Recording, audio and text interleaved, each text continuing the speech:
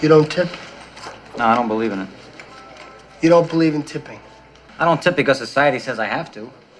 All right, I mean, I'll tip if somebody really deserves a tip. If they really put forth the effort, I'll give them something extra. But, I mean, this tipping automatically, it's for the birds. I mean, as far as I'm concerned, they're just doing their job. You don't have any idea what you're talking about. I know. Right now, you are insulted that I dare question the custom of tipping. Well, first, right off the bat, let me just say you must tip. It's how servers make their money.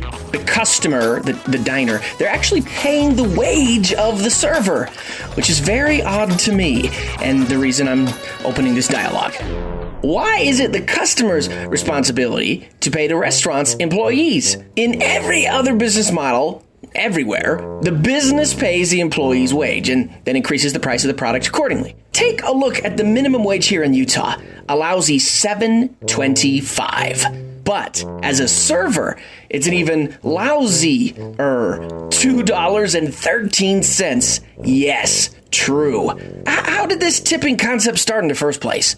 The practice of tipping started in the United States shortly after the Civil War. The custom was harshly denounced by the majority of many activists, holding that it fostered a master-servant relationship and was ill-suited for a nation in which people were attempting to be social equals. These anti-tipping campaigns were so effective that 6 states originally banned the practice. It wasn't until 60 years later that the tipping custom gained traction. It was during Prohibition. Restaurant profits were extraordinarily low, and this allowed businesses to decrease the pay of the help.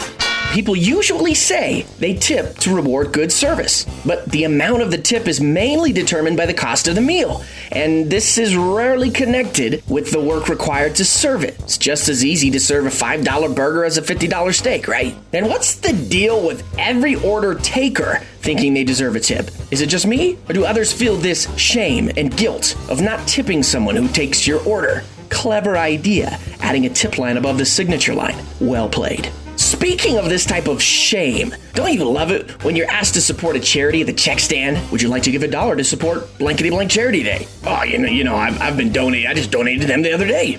Oh man, we just got back from a service mission in Fiji. A professor at Cornell University, Dr. Michael Lin, he conducted an extensive study. He found that there was only a weak correlation between the quality of service that people report receiving and the tips they gave. On average, exceptional service raised tips by about 1.5%, which Lin argues, and I agree, it's too small for waiters to even notice. And countries where there's no tipping, like Australia and Japan, don't have worse service than the United States, by survey.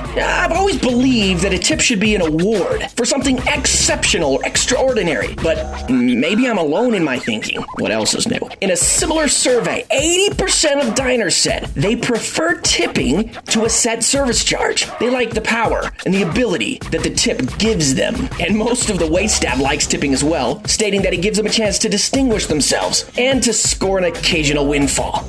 Tipping, curiously, has gone from being the antithesis of individualism to its apotheosis. I looked that one up. What do you think? Drop your comments below and make sure to share with a frequent diner.